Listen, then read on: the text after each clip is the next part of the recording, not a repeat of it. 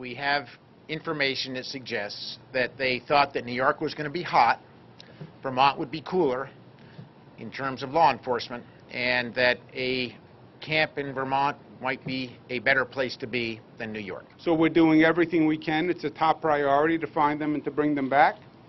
If they are headed towards Vermont, as you heard from Governor Shumlin, Vermont is engaged and Vermont is mobilized, and we're working hand in glove, and we will be coordinating several times a day to make sure that every lead we have, every piece of information is shared. And what was made clear at the news conference today was that investigators learned very early on after the escape that perhaps the two had intended to go at some point to Vermont. But that was news to those of us in the public today. So let's now go to Colchester. That's where WPTC's Stuart Ledbetter is standing by. How are folks there reacting to the news that perhaps these bad guys intended to head their way? Well, there's a lot of anxiety, George. There was anxiety before that piece of intelligence was shared today. Of course, the state police cautioned that no one knows where these guys are. There have been no sightings here, but tips pour in. I can tell you, though, that along the Lake Champlain shoreline this afternoon, to a person, everyone we talked with this afternoon has been paying very close attention to this story. There's cops, border patrols everywhere now that you don't usually see. Stopping for gas in Alburgh on the border, a stone's throw from the bridge from New York, Julie Bromley sounded like a lot of islanders when asked about those fugitives still on the run. It's insane, crazy. Scary? Worrisome, yes. I worry because, for so many days and nobody catch me up. That's not easy. That New York detectives now think the escapees might have fled east into Vermont only adds to the tension here.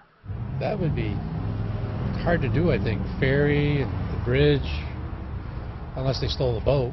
Of course, there are only so many ways to cross, whether over one of two bridges, one of three ferries, or in your own boat, or someone else's.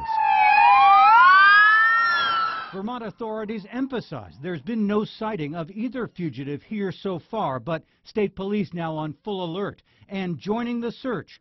They're starting in shoreline campgrounds and seasonal cottages. A lot of camps, of course, up and down the Lake Champlain Islands. Hearing the news, a lot of residents here are on edge.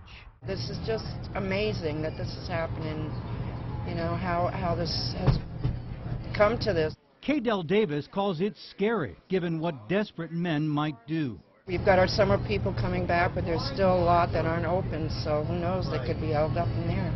For now, governors in both states want every resident to be looking for anything suspicious and call it in. New York isn't that far away from Vermont, so I would say it's kind of both problems.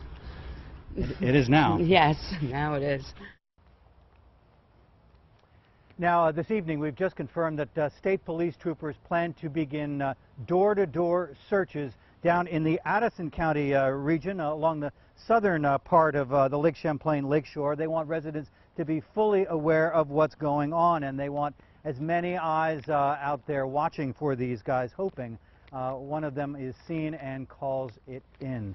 We're live in Colchester tonight. Stuart Ledbetter, WPTZ News Channel 5. Back to you.